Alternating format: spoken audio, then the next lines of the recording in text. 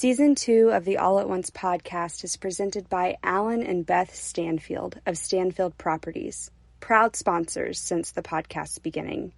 Contact Alan and Beth Stanfield for all your realty needs. They're the actual best in every way. An aggressive woman is just seen as gender transgressive, whereas an aggressive man is confirming our ideas about his gender.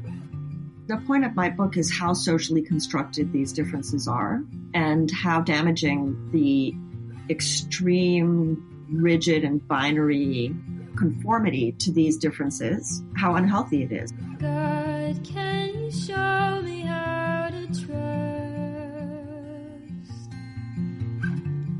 How you grow again the garden from dust. This is the All at Once podcast for women and those who love them. I'm Kelly Browning. And I'm Sarah McDuffie. We are God's image bearers, exploring ways religion has been distorted to silence the marginalized and to justify abuse. We are Christians seeking to comfort, heal, and free people from the pain caused by our own religion. We carry much, like all of humanity, all at once. To God be the glory. We want you to know that our show is not for little ears. Also, the content we cover may be triggering for those who have experienced trauma. The people we interview present ideas that we align with, and they also present ideas that make us uncomfortable. I invite you to join us in this discomfort as our views, opinions, and experiences are challenged. So, take what is good and beneficial for you and leave what isn't. Here we go.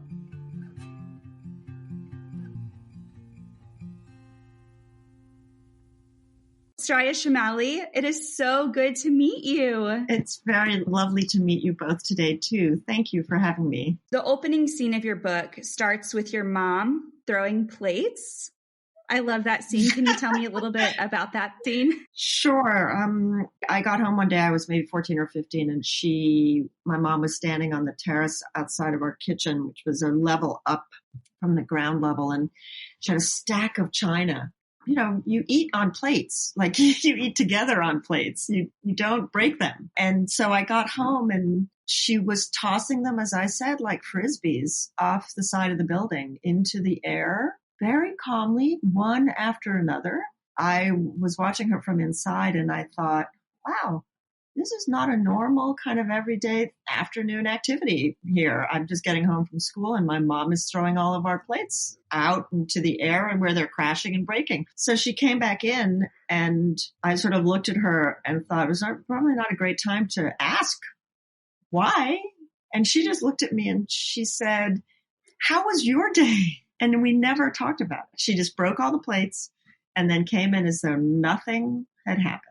And so I write about that because it was such an important example as I matured, as I got older, about anger and the lessons we teach our children in the home and the way we learn to express anger, particularly as women. You know, she took pride in being a wife and a mother and taking good care of everyone. And she was a firstborn Catholic girl, converted to Catholicism, which is a next order of good Catholic girl. And she would never dream of expressing anger in a way that was considered unladylike, selfish, cruel, disruptive. And so in throwing the plates, she did something that a lot of women learn to do, which is to externalize the anger, but in a way that doesn't break relationships. She didn't get angry directly at my father. She destroyed these symbols of domesticity. I mean, she wasn't breaking like random objects in the house. She was breaking plates. And so it just seemed like it was a good encapsulation. And I was already 15. And so I asked her 35, 40 years later, almost in my late 40s, do you remember this? Do you remember this event? Because we never talked about it. And she laughed so hard. And she said, that's the only one you remember. She goes, I got really good at buying really cheap plates because I threw a lot more plates than the ones you saw on that day. It was very funny. And I said, well, what were you angry at? She goes, probably I was angry at your father. Because it was often the case that I worked really hard all day. And then when he came home, everything looked peaceful and I looked very calm and pretty and I had dinner ready and he was dismissive of everything and of my time. He would show up late or maybe just not be respectful of that. And I think that's something that women in heterosexual marriage grapple with all the time, the feeling of being taken for granted and not having reciprocity in a relationship. And in the end, if you can't make demands of simply pay attention, respect what I'm doing, respect my time, you don't have an egalitarian, healthy relationship. I love that you brought up that this is a problem we see in male-female heterosexual relationships, because that was one of the first things that kind of started this journey for me. I have several family members who are married to same-sex partners and spouses. Yeah. And I started wondering what it would look like for them to have children and how they would divvy up roles without these expectations and cultural norms on them. That's literally where I started. And that was 10 years ago, right, kind of wondering about this. And it makes me ask the question, what is the difference between male and female anger? Well, I mean, the point of my book is how socially constructed these differences are and how damaging the extreme, rigid, and binary conformity to these differences, how unhealthy it is. So I always start with the premise that we're much more alike than we are different, certainly in terms of gender, and that every human being, we wouldn't be here otherwise, feels anger, feels negative and positive emotions. Some of we teach our children how to express emotion first and foremost in highly gendered ways. Most families are homogenous in terms of race and ethnicity, most, and they're operating within this small little, what I think of as a governance unit. They create their own society, and the first point of difference in that society is whether a baby is born and then identified as a boy or a girl. And so I start the book in early childhood socialization, because what happens is that parents will look at a baby, and if they think that baby is a girl and that girl is acting in an aggressive, demanding way, even as an infant, so she's crying and she's being difficult, they will attribute her negative feelings to sadness or anxiety or vulnerability, and they will respond to her by rewarding that kind of anxious behavior. But if they think the same baby is a boy, they will then categorize that baby as angry and aggressive in masculine terms and not vulnerable. They will not respond to the boy in the same way. And that teaches lifelong lessons and that continues in different ways. But in boys, the difference is that when boys express sadness, that is the emotion that's considered feminine. And so in the same way that girls are policed and penalized and disparaged from expressing anger, boys are treated the same way when they express sadness or other feminized emotions and expressions. So anxiety, fear, sadness, boys are not free to do that either. And so those differences become strengthened in institutions like schools and sports. And for young girls, simply being assertive or aggressive, neither of which implies anger necessarily, right? Simply being assertive and aggressive can elicit a response from an adult that is punishing and scolding. We see is that girls, for example, they're asked to use their nice voices far more often. And they're socialized to always put others first. Don't interrupt, wait your turn, say please.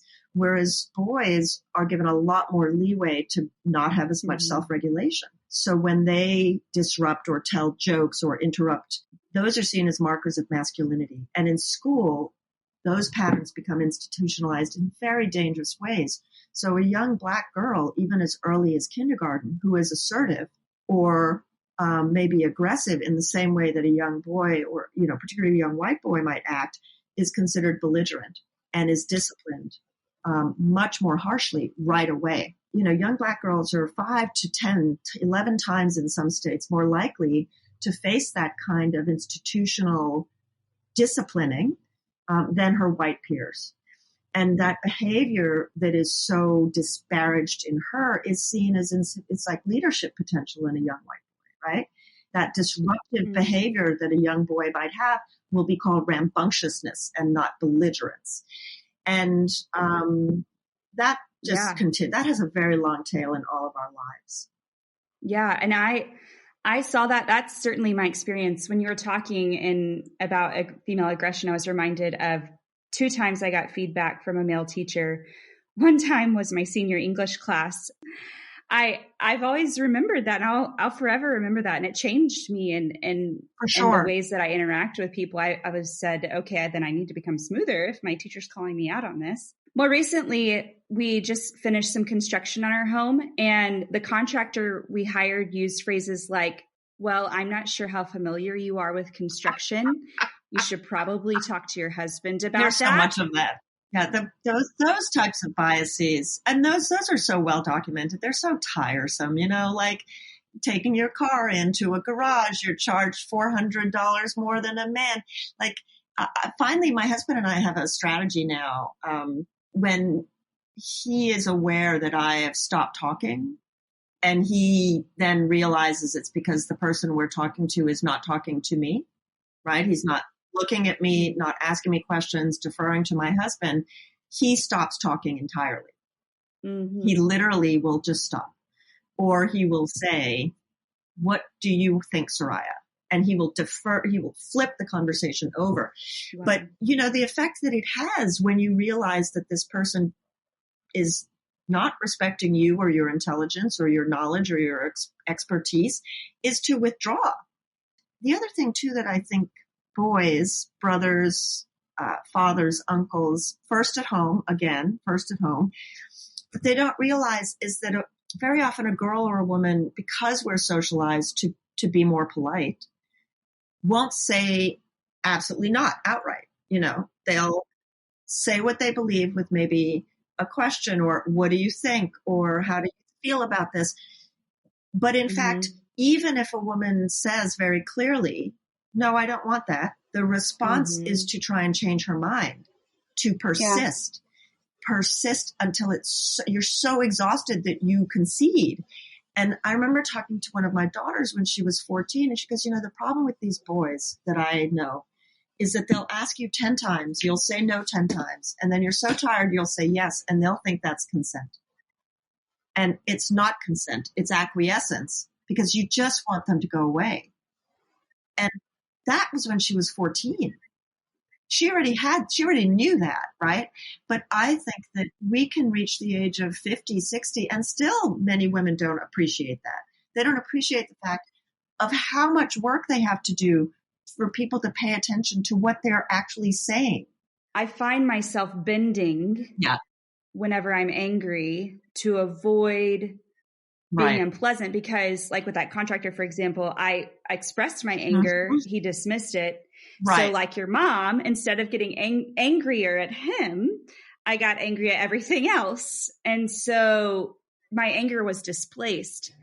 Then I had to fire myself because I was getting so angry at my kids. And it wasn't their fault, but they were much. No, you punched down. Yeah, because it was easier for me to be angry at them than it was at this contractor. And so when my husband took over and started talking to him, like literally the first conversation he had with our contractor, Nathan just started, like, he yelled at him. He got very angry with him because he was being critical of me. Can you imagine? Yeah.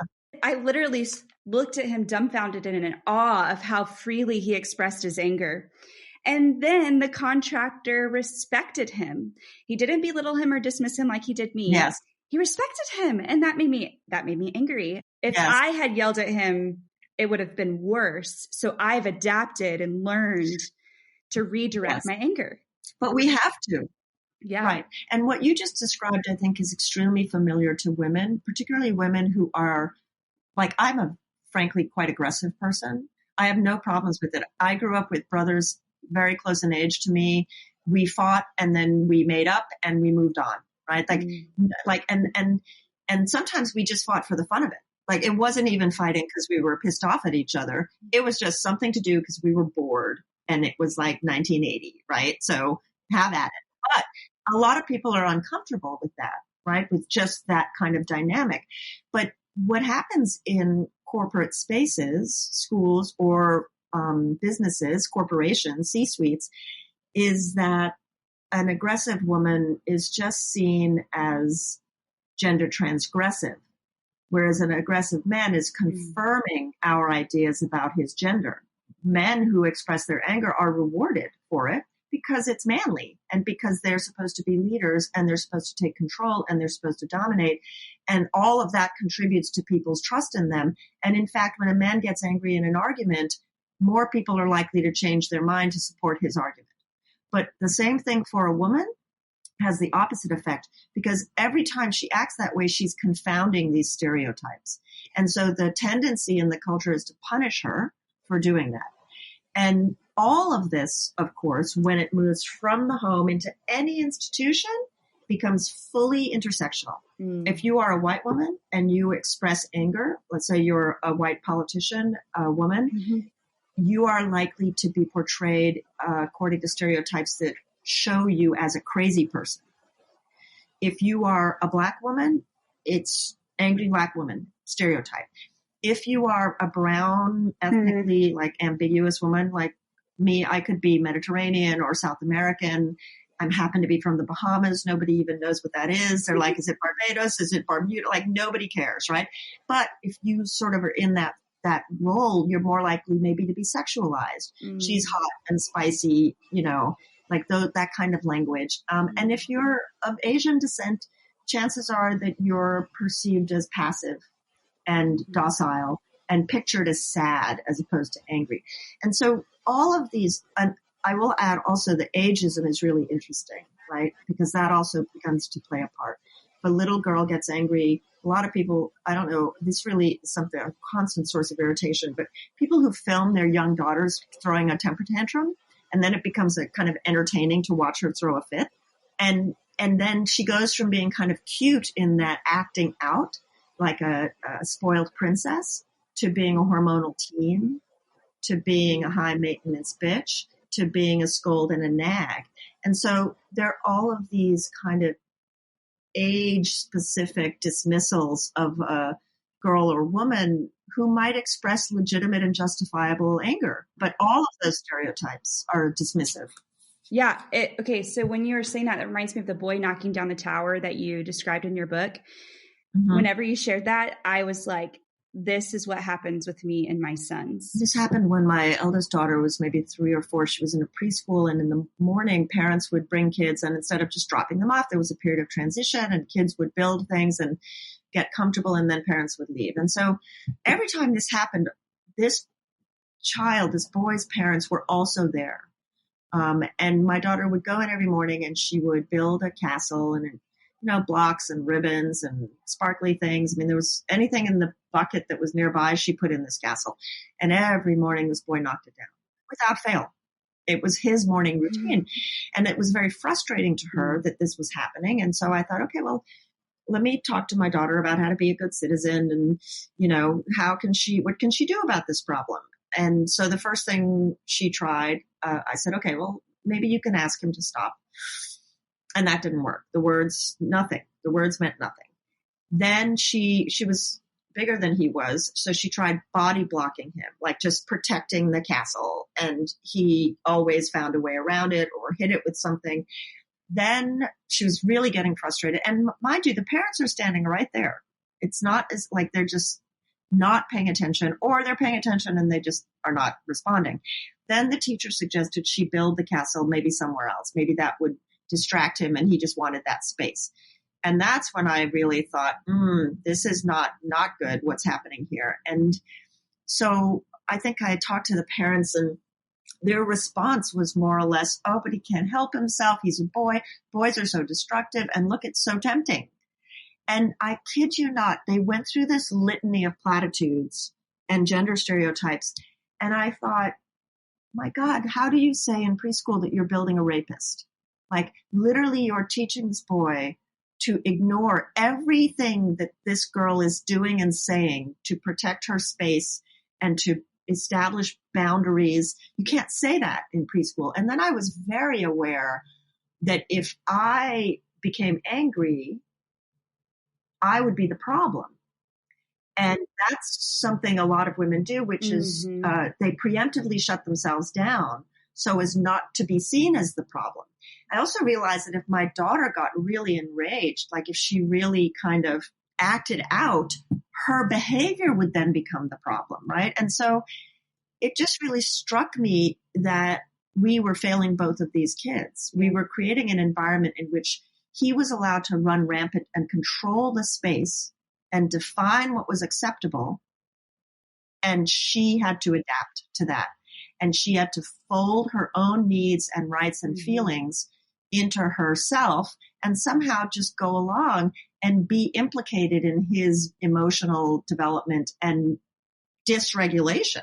Like everything we know about young children is that boys and girls are actually equally capable of self-regulation.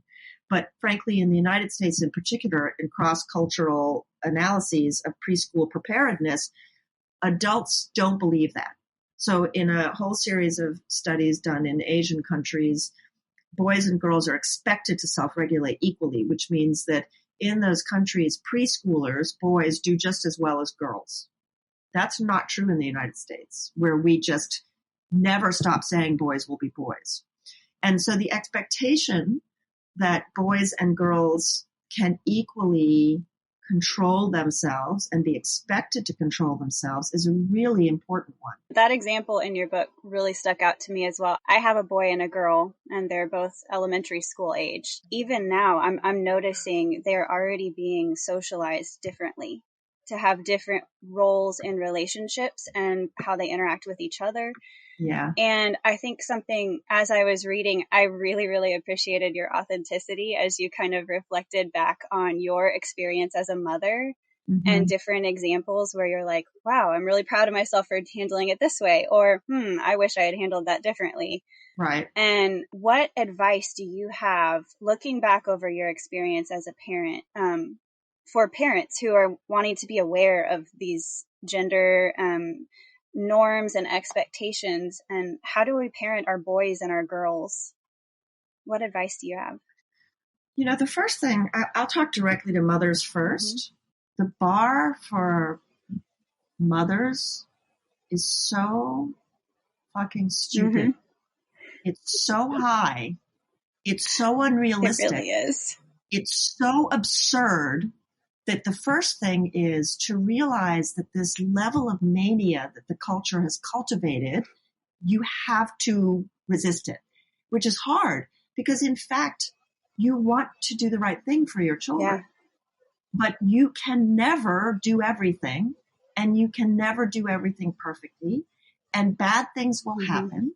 And that's really hard. It is. Right. And so I think the first thing is, I would never have had this language myself, but compassion for yourself. You're only human. You're trying as hard as you can. You will make mistakes. That's thing one. The second thing is we have the right to not be expected to do everything alone. And I think it is still true that when it comes to the most anxiety-provoking, difficult work that parents do, women are doing it. That's very clear from studies, not just anecdotes. There's a big difference between giving a kid a fun bath and being responsible for monitoring all food intake to make sure that the kid has the right nutrients, is not consuming food that they're allergic to. Like, those are two qualitatively different things, you know? And so being able to distribute between parents, and this is why non-hetero parental parenting and relationships are different. In those situations, people are forced, because they're not in that sort of gender factory of heterosexual traditions, they're forced to talk about things. They're forced to negotiate who does what. And we in heterosexual relationships have a lot to learn from that. But the minute you start talking about who does what, then you start talking about intimate inequality in a heterosexual marriage. And that is really problematic for people because maybe in fact they don't have a good relationship. And the woman doesn't have the right to demand that there is more equality in the use of unpaid time and leisure, because it is a gift of leisure that women give men. A lot of men are working, they're working more, but there's a big leisure gap, right? So there's time poverty, there's a leisure gap, and then there's the paid work gap. all of which create this constellation of intimate inequality that's extremely difficult to manage and that contributes to the larger societal inequality that we see. And so I think the second thing is ask for help and know that you have the right to demand that there be help. Reciprocity is a lack of reciprocity is one of the number one reasons that women say they get angry. They feel taken for granted. They're stressed and exhausted. The third thing is realize how socialized we are to mask our own anger from ourselves. We use minimizing language. I'm tired. I'm stressed. I'm at my wit's end. It's nothing really. I'm just irritated. I have my period. Like women will say anything before they say, you know what, I'm really pissed off because I'm tired of being the last person who cleans up every room in the house at the end of the day. Right? They don't do that because, in fact, we're taught that that's selfish. And studies also show that men in heterosexual relationships also think that's selfish. They don't see that as reciprocity. They see it as a woman being selfish. And so what we do, which is what you just described, is we express it in different ways. And particularly in heterosexual relationships, what women tend to do is describe their anger as either fearfulness or sadness, because those confirm gender roles. And they're not transgressive, but they also that they're retreat emotions, not advance emotions. Anger is an advance emotion because in order to be angry, you have to believe you have the right to make change. You can see the change and you think people around you need to contribute to that change. Neither sadness nor fear does that in the same way. Do you have any advice specific to parenting girls and parenting boys? You know, two things I should have said in your last question, which is related to this. One is I try and talk about this quality of emotional competence. It's not anger management. It's not gendered. It's just trying to grow healthy people. We don't teach ourselves. We are never taught this sort of metacognition. What am I feeling in my body right now? What is happening in my body? What is my body telling me? What are my emotions telling me? We don't label emotions for kids.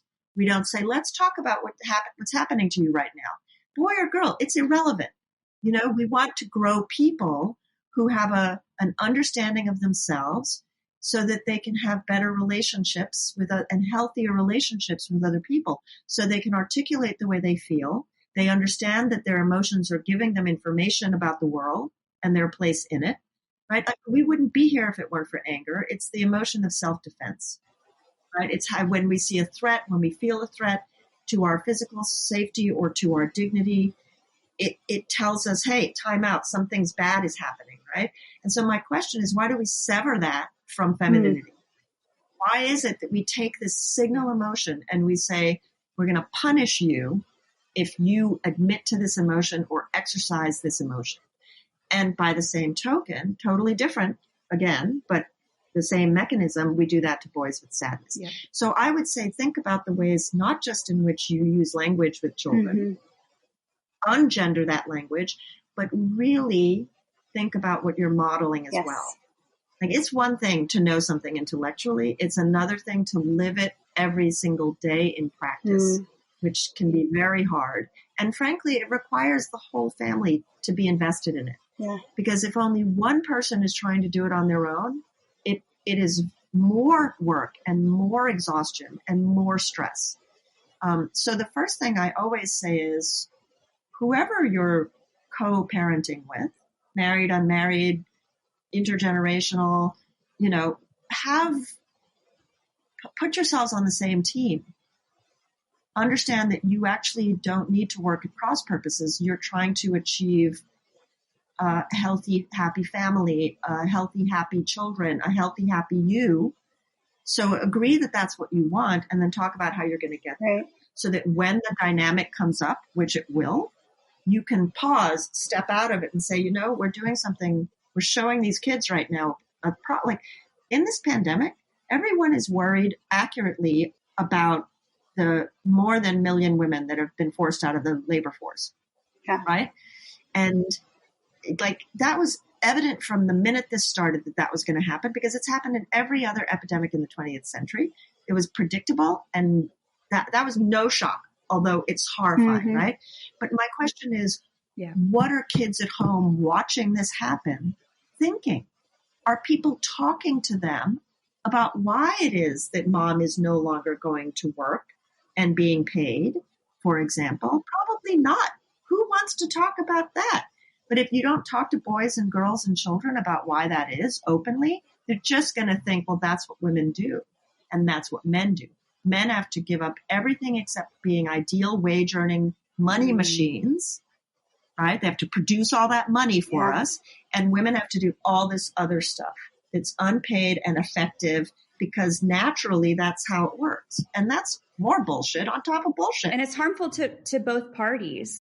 One of the things that I talked to my friend Cindy Dawson about, you would love her, y'all would be best friends, is that my husband was a feminist before I was a feminist. He was for women preaching and teaching in churches his whole life whenever I believed adamantly against it.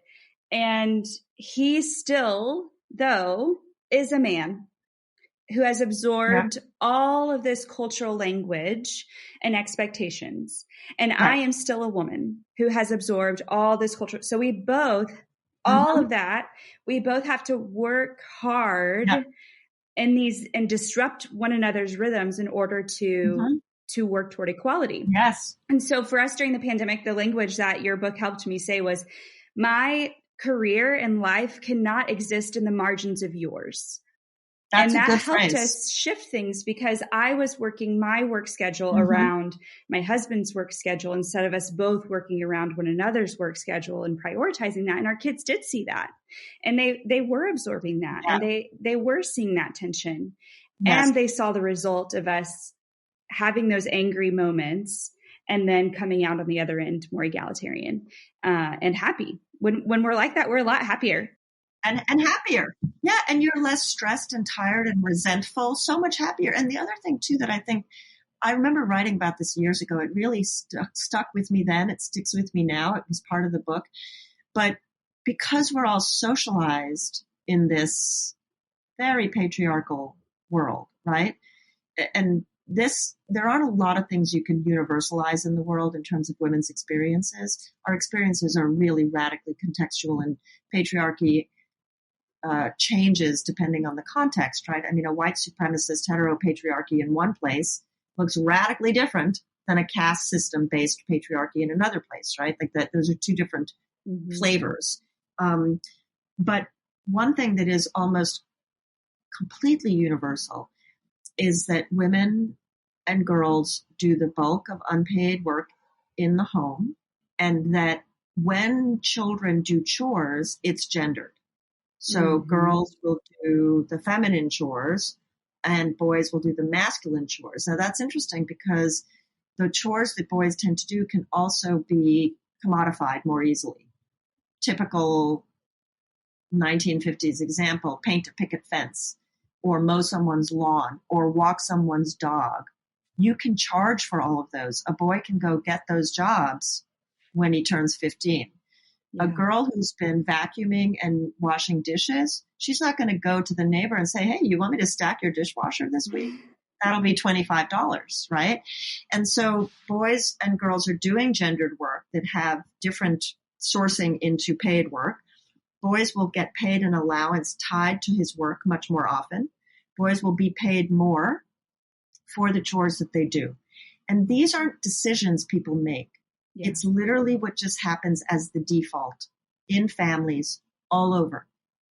And that then sets the stage at extremely early age for sex segregated occupational wage and wealth differences that carry on through our lives.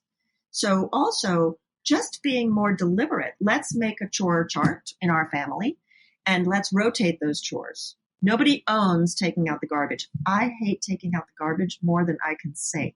Like, if I were living by myself, I would be a disastrous, unhygienic mess because I don't like taking out the garbage, okay? So my husband, who is really neat, I am not neat. It's one of the reasons I turned my camera off. Look at how messy my office is, right? But he and I were like, we have 3 daughters. I got to take out the garbage. I got to take out the garbage, you know? And so he makes dinner and I take out the garbage. But that would never have happened if I hadn't gotten pissed off about the wage gap like 10, 15 years ago, right? I wasn't really thinking about chores when I had 3-year-olds. I just tried to sleep. One of the things that I really liked whenever you were writing about hormones, female and male hormones, it was so fascinating to me that you learned that there isn't an actual biological difference between male and female hormones of aggression. That was so shocking to me that our differences. Wasn't that amazing? That is wild. Okay. But our culture, how we're trained to respond to danger is what changes our hormones. Is that right? We have different responses to danger. So there's the model of fight or flight, which everybody has, right? You freeze, you fight, or you fly, right? That's like that happens in your body because different hormones are your response to threat. But women actually have a different response in threatening situations very often. And frankly, I think it's because women are often threatened by people they love and know in their own homes. And that response is different. It's actually a tend and befriend response. It's a de-escalation response. It's not fight. It's not flight, which is more what happened with a stranger. Yeah. It's more, let me talk you down off of this ledge so maybe you won't hit me, right? That's separate from the issue of hormones like testosterone. The reason I focus on testosterone is because so many people will say men are just more angry because they have testosterone, which is just not true. First of all, testosterone doesn't make people angry. Something happens and then you have an emotional response, which is anger. That has nothing to do with testosterone. Testosterone does lead to changes in behavior. And this is what was so interesting, because it used to be that we believed that someone with a lot of testosterone was more aggressive and more physically dominant. But in fact, the trajectory of that relationship is bimodal. So if you act in a very physically aggressive, dominant way, your testosterone goes up. It's not the opposite way around, right? And so I cite several studies that talk about this dynamic because one of the questions is, think about the way we socialize boys and girls to use their bodies as young children, right? Boys are actively encouraged to go farther in a playground, to take more physical risks, to get up and scrape themselves off when they skin their knees and go do the thing again. Whereas a lot of people with girls want to pull her on the lap and sit her down and say, oh, are you okay? Is your knee all right? Don't do that again. You might hurt yourself, you know, and we don't, for example, let a crawling girl go as far as we let a crawling boy. And so the physical engagement of boys generates more testosterone in their bodies. These are really, I think, super interesting and complicated questions about what we think like male and female masculinity and femininity are. Because the thing about saying boys and men are angrier, which by the way turns out not to be true, women are angrier for longer periods of time and in more intense and sustained ways. The thing about it is people really want gender essentialism and biological essentialism. You know, it's what drives so much racism. It's what drives so much transphobia and homophobia. And it's what drives gender discrimination. You know, that idea that we're just born this way.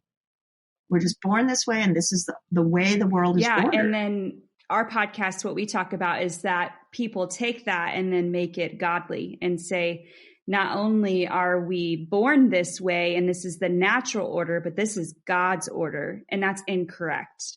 I grew up going to Catholic schools. I went straight through college in Catholic schools. And when I was 11 or 12, I remember I was very earnest.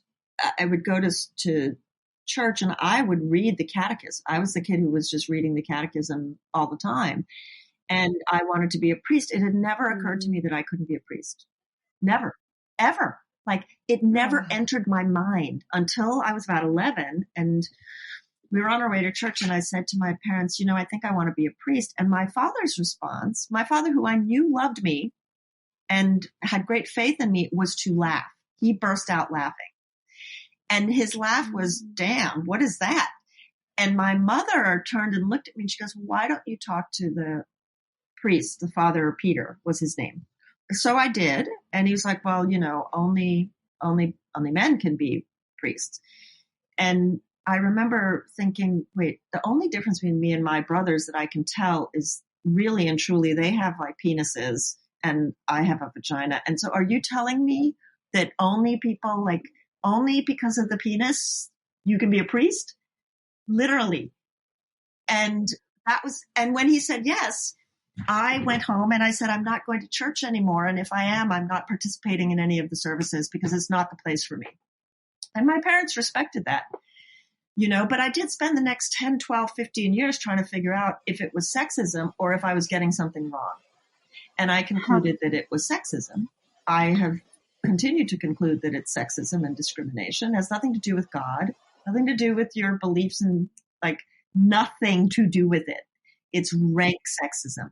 Can you talk about how that abuse of power with gender expectations and gender roles, how that could potentially lead to violence towards women within that context? Oh my gosh.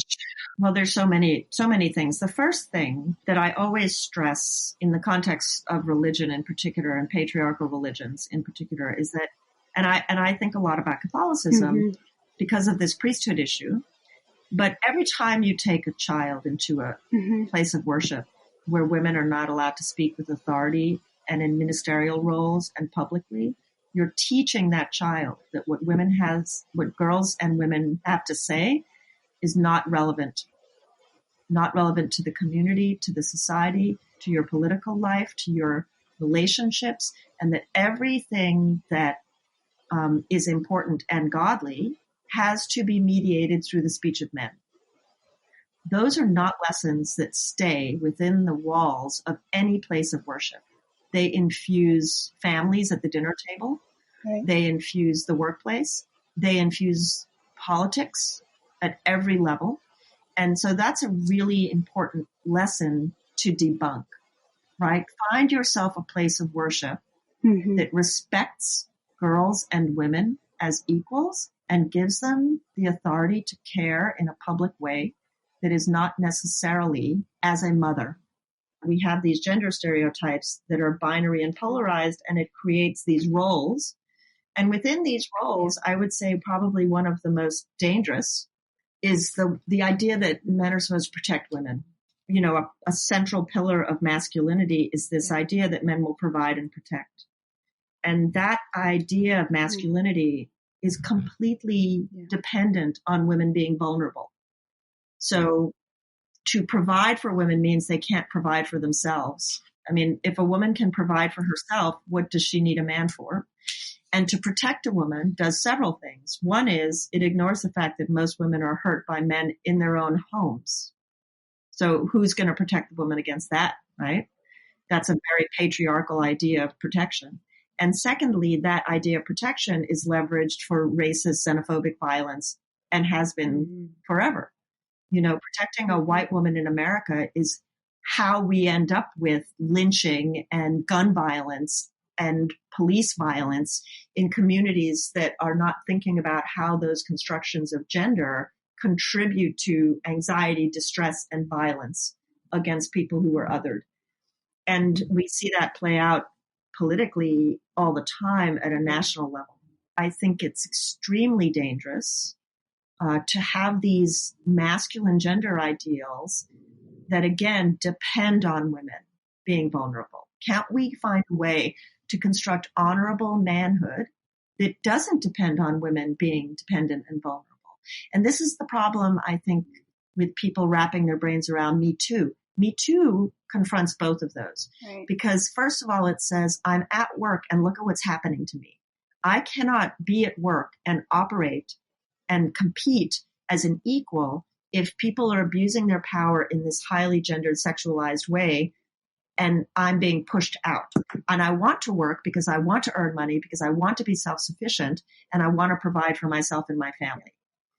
That's thing one. But thing two about that is, and oh, by the way, you men who are protecting me and my family, you can't even do that. You cannot protect me at work. You cannot protect me on the street. You cannot protect me on the bus. You cannot protect me in school. And so all of a sudden, when women say Me Too, that gets tessellated in the brain into this really serious threat to men's identities. I'm failing on both fronts. Yeah. I'm failing to protect. And do I need to provide? So what do you end up with? You end up with a lot of men in crisis denying the reality of Me Too, because to accept the reality of Me Too would be to accept masculine failure. That again reinforces this idea that's really important to me in season 2 that we discuss is when we hold so tightly to rigid gender views, it is destructive to males and to females. Oh, 100%. It leads to mental health and physical health problems in both genders. And I'd love to talk for you to talk a little bit about how the suppression of anger in these cultural norms, one, affects women's health, physical health and mental health. And then 2, how does it disproportionately affect the health of women of color? The name of the book, Rage Becomes Her, we chose it because it operates on a few levels, but one of the primary levels is the way in which your emotions become really the material in your body. And so the suppression of anger in women, I don't want to suggest direct causality here, but is implicated in an enormous range of maladies that we think of as women's illnesses. So mental distress, certainly, that's a very gendered proposition, but anxiety, depression, self-harm, eating disorders, chronic fatigue, autoimmune disorders, all of those have the quite consistent element of the people who tend to have those in the most, documented and extreme forms score very high on suppressed, repressed, distorted anger. And then the second thing is that for women of color, that is compounded because discrimination causes a great deal of anger that has nowhere to go, except maybe inside. And so that results in all of these illnesses. And in fact, one of the issues, so for example, we prototypically think of eating disorders as a malady of upper middle class white women, right? But we don't think of disordered eating in terms of obesity in the same way for the same reasons, right? We punish obesity. We're fat phobic and we punish obesity in all kinds of ways in the culture, whereas we reward frailty in white women and thinness, right? So the dynamics are very, very different in terms of how the society supports one version versus another, right? I don't want to suggest that they're the same because they're very different. But this is all compounded by bias in the medical system, right? And so Black women will wait far longer in an emergency room to be seen than a white man, for example. Part of that is because a white man doesn't have a problem getting angry and saying, I've been in here for 20 minutes, I'm bleeding, get me some help. When he does that, somebody goes and gets help. But women, all women, don't do that. They think if I get angry, they're going to punish me, they're going to make me wait longer, right? So they don't do anything. They get angry or they get sicker, they take longer to get that help in that context. Same thing with making a doctor's appointment. You wait longer for a doctor's appointment. Waiting in the waiting room for a doctor's appointment. Women just are expected to wait longer. Wait a little longer. Your time is not as valuable.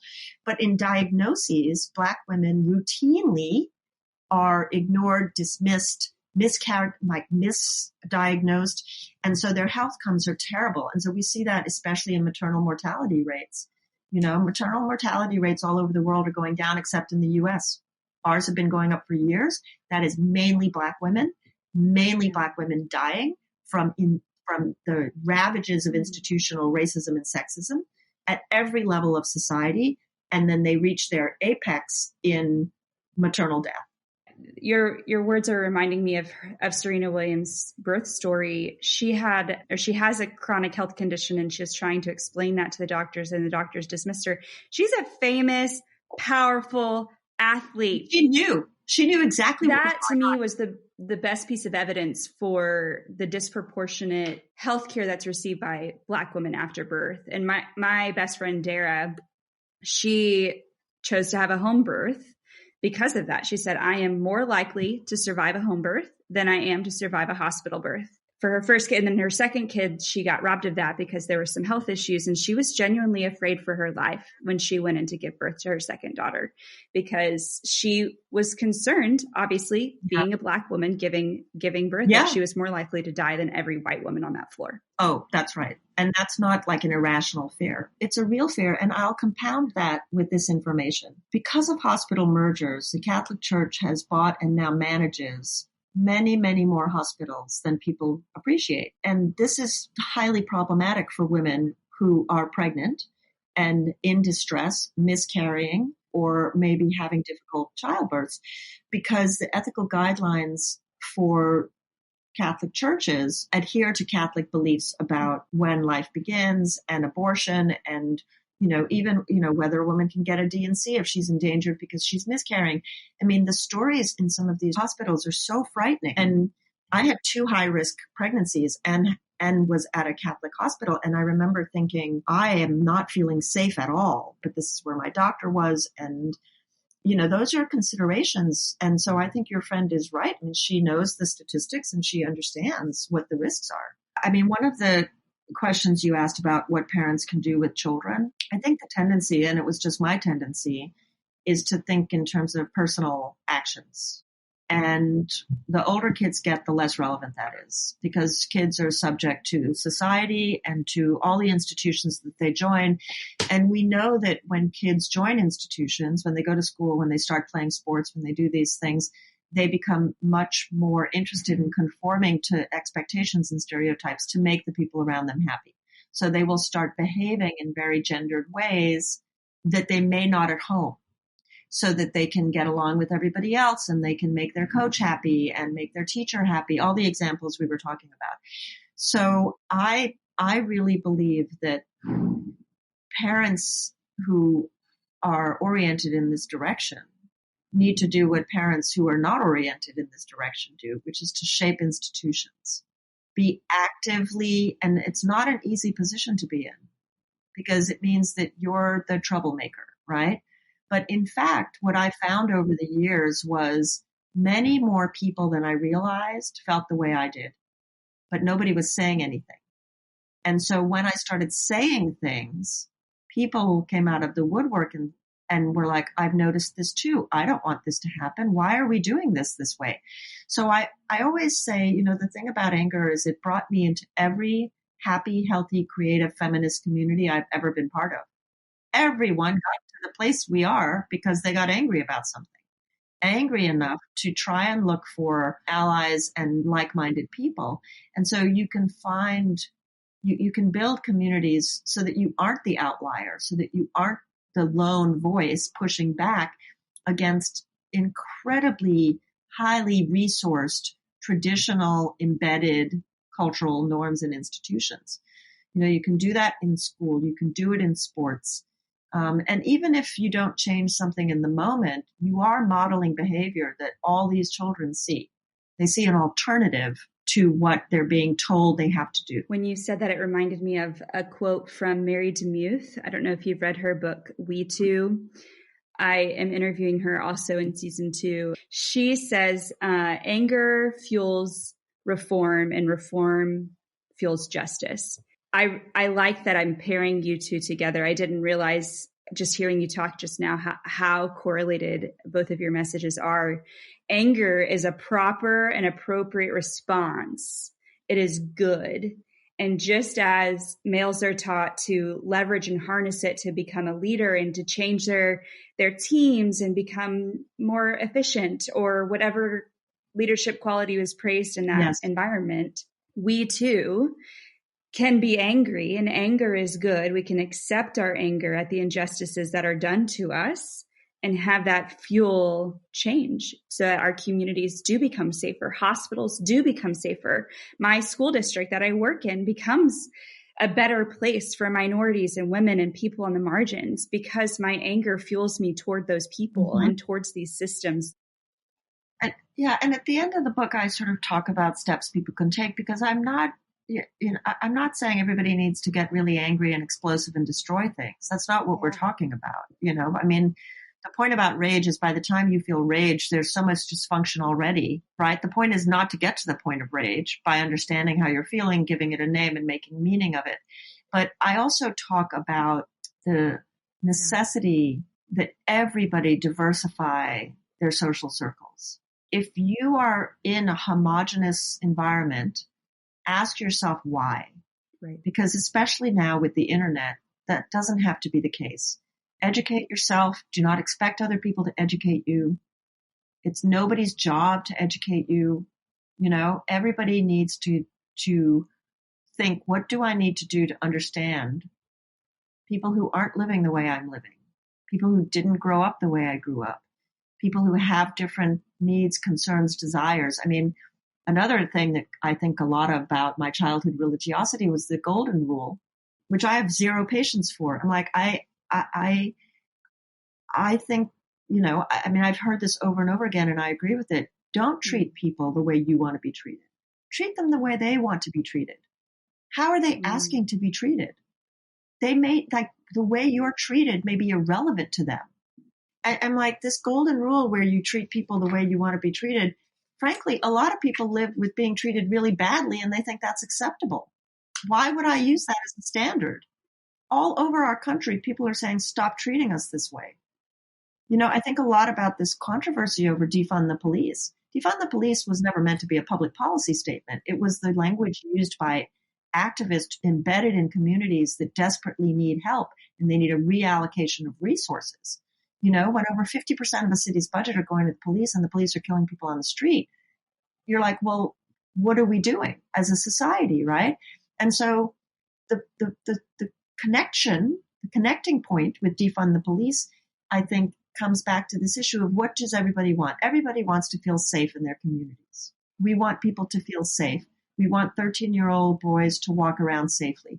We want 9-year-old girls to walk around without being catcalled or catcalled by the police. I have lost track of the number of times I've had police catcall me or follow me or stop me for some reason, right? That does not make me feel safe. And so the question is, how do you create a society where people feel safe and everybody understands that we all have the right to feel safe, but maybe your solution is not the solution for my community. More police is not going to help this other community, right? So what are this community saying? They're saying we need resources to go to mental health, people trained in helping people with mental health issues. We need, you know, after school programs for kids. More funding for schools. Yeah. You know, I mean, these are the types of things that make me think of the corrupt nature of the golden rule. This is what we need to be aware of as people in our society, and how much our binary way of thinking impacts how we interact with each other, and how much it is limiting both to men and women who really buy into that way of thinking. I loved on your website that you had condensed those 10 steps to emotional competency and efficacy. I felt like that was a really good snapshot of how we can start to change how we think and really open our minds to this. Can you elaborate a little bit just on those 10 steps, or even just the thinking behind creating those 10 steps to help kind of our listeners become a little bit more self-aware, resulting from that, like, kind of have a little bit more societal awareness about how these things work? Thank you for that question. The first thing is, I think that, you know, if you come from, as we do, a Western intellectual framework, the dualism and the binaries govern our way of thinking about everything. So in the book, what I really talk about, it's not just male, female, black, white. It's rational, irrational, emotional, logical. You know, there are all of these types of binaries that undermine people's ability to be healthy, to have healthy relationships, and to build safer, healthier, more just societies. And one of those is victim-perpetrator, right? That's a binary. The other thing about these binaries is they suggest, even graphically, when you think of a binary, equality, that they're two halves. So in religious terms, complementarianism, the idea that men have roles and women have roles and that those are equal. And we know that's not true. It's simply not true. They're not equal. They're hierarchical. Men are dominant. They dominate all public resources and space. and leadership, et cetera, et cetera. They're the heads of households. So let's just do away with the lying that these are complementary and equal roles in any shape or form. And so you end up in these binaries with a feminized half and a masculinized half. You also, I think, need to, no matter what, appreciate that those are never equal. They're not in competition, right? And because if you think about the fact that I've been saying girls and women are punished for being angry and boys and men are punished for being sad, that sounds like an equivalence. But it's not if you consider the context in which, because men can be angry, that contributes to their leadership, and women are systemically disadvantaged in racialized ways in the society as a result. I don't want to perpetuate false equivalences. I want to say very clearly, I'm not suggesting that these are equivalent. Having said that, though, I think it's unhelpful to cling to the framework of binaries, which is why in the actions I focus on things like emotional competence for everyone. Everyone benefits if we are healthier emotionally, and being healthier emotionally requires rejecting the very rigid demands of masculinity and femininity. It also means rejecting the ways in which gender constructs racist ideas, which is a whole other topic that we haven't totally touched on, but it definitely constructs racist ideas. And so when you lose one, you lose its power to do the second thing I just talked about. Because if you're not conforming to those ideals of masculinity and femininity, so in terms of anger, I've said men derive power. They derive different types of power. White men derive political power and citizenship rights, but black men derive criminality. It's still powerful because they're seen as powerful, violent criminals, and then they end up in jail, not in Congress, right? So that's a different way of seeing the way anger plays out. Same thing for black women and white women in their anger, right? It's very different being thought of as maybe crazy versus being thought of as a violent threat to society. If we can think about the way those construct each other and we step away from this idea of binaries and we think, what would it take to be emotionally healthy as young children? What kind of adults do we want to grow? We want to grow people who are self-aware, who value interrelatedness. We have a real toxic individualism in our society. How do we value care and nurturing and our relationships with each other, not just interpersonal, but societal? How do I care for my neighbor? How do I care for my society? How do I care for my environment? That's very different from individual self-efficacy and domination over the environment. Dominionism is not good for anybody. And so I try and focus on steps like that. And my basic premise is this butterfly effect premise, which is that you take what happens at the level at which you can operate. What are you capable of? You're tired. You're working 2 or 3 jobs. You might have an elderly relative you're taking care of or children. What are you capable of? You don't have to go start a political organization. Maybe you can bake something for your neighbor, or maybe you want to paint and express something and share it with people. Do the thing that you're capable of and that makes you happy and that builds that community around you. And that will be different for everybody. You know, some people it is starting a political organization. You know, the women who started Black Lives Matter, they were reviled in the United States as terrorists. The rest of the world recognized them as incredible human rights workers and activists. You know, the difference between 2015 and today, you can see what happened last summer. Tens of millions of people around the world protested against white supremacy and racial violence. And that probably wouldn't have happened 10 years ago. And they did it because they were angry and sad and grieving, and they found each other. Yeah. And I like that you brought up the Black Lives Matter movement, because I think a lot of times when we're fighting these fights, it feels lonely and it's hard. And that's what leadership is. That's what my friend Shanna told me. That's what leadership is. If you feel like you're tired and lonely in a fight, you're probably a leader. And to keep fighting the fight that you're called to fight in, and that injustices you've experienced that you have the capacity to right, keeping that at the forefront of your mind. For me, I keep that at the forefront of my mind whenever I'm tired, and it pushes me back into my community whenever I don't want to, because the fighting is too much, but I have the capacity to fight it. And so I will continue to fight it. And then some days I won't have that capacity. And so I will withdraw, and that's okay. It's okay for us to give ourselves permission to, when we have the capacity to do more, we do more. And when we don't, we do less. That's right. And both of those and things you pass are the good. baton. You step back and someone else steps forward. But I do think, Sarah, there's something important about what you said, which is that we're always looking for permission. But in fact, sometimes, as you said, you to give yourself permission. And I think what's very hard for a lot of women as they get older, as they're invested in their lives, as they do the things they're supposed to do, as they care for the people that they care for, is the frightening fact that maybe the people they care for don't care for them in the same way. If I say I am resentful, or I'm tired, or I refuse to do this anymore, what will this person I've been caring for say back? That's a big risk for people, right? And it's worse for women who are economically dependent. That's just a reality. Women who are economically dependent can't take those risks the same way. Women who are in abusive relationships cannot take those risks the same way. Up to a quarter of American women live with intimate partner violence. What are they supposed to do? You know?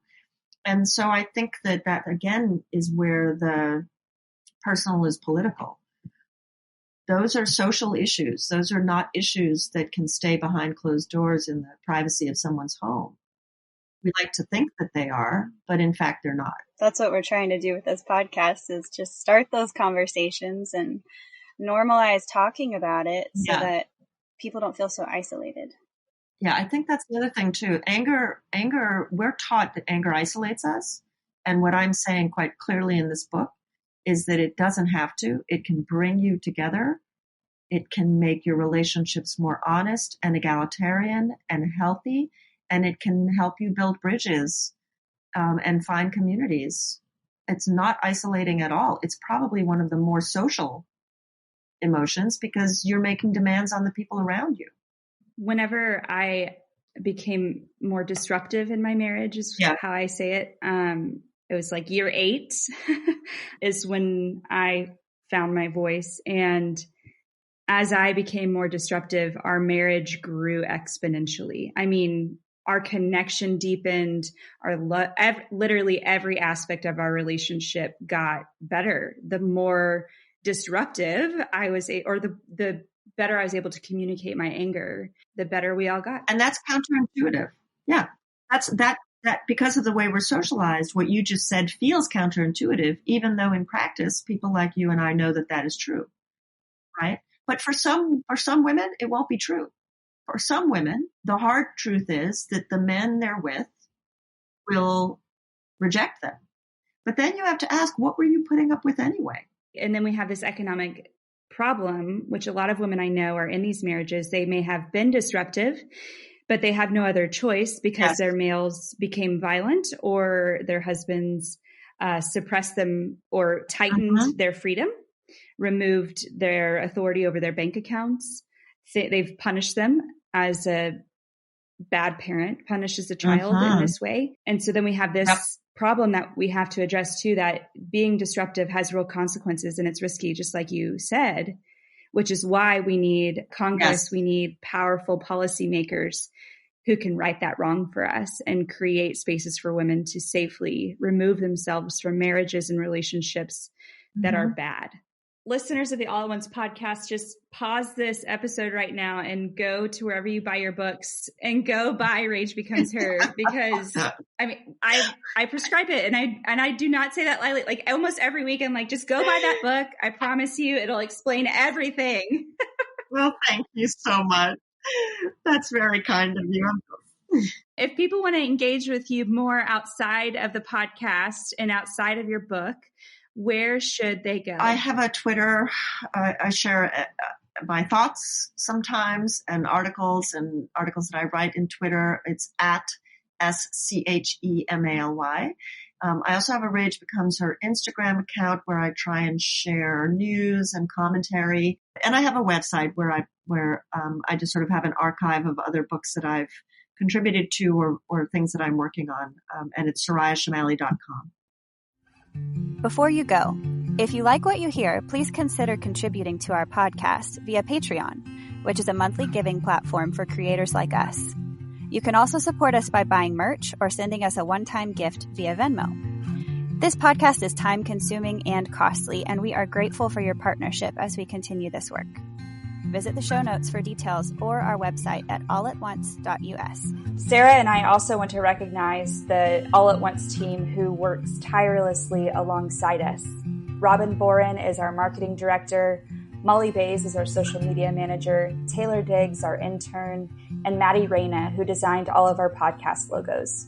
A special thanks goes out to Alita Caldwell, owner of Funky Monkey, a boutique and shop in our hometown, who loaned us a professional podcast space, which helped make our lives easier and more balanced, and also exponentially elevated the quality of the podcast. There are two more people I have to shout out before you stop listening to this episode, and that is Larry's Designs in Friendswood. They sponsor us. They're a great little boutique here in Friendswood. Check them out. Super cute stuff. And lastly, and probably one of the coolest people that I need to talk about is Kate Short. She wrote the music you hear in response to season 1, and her voice is beautiful. She's an up-and-coming artist. Check out her hit single, 2 a.m., wherever you listen to your music. Thanks for listening.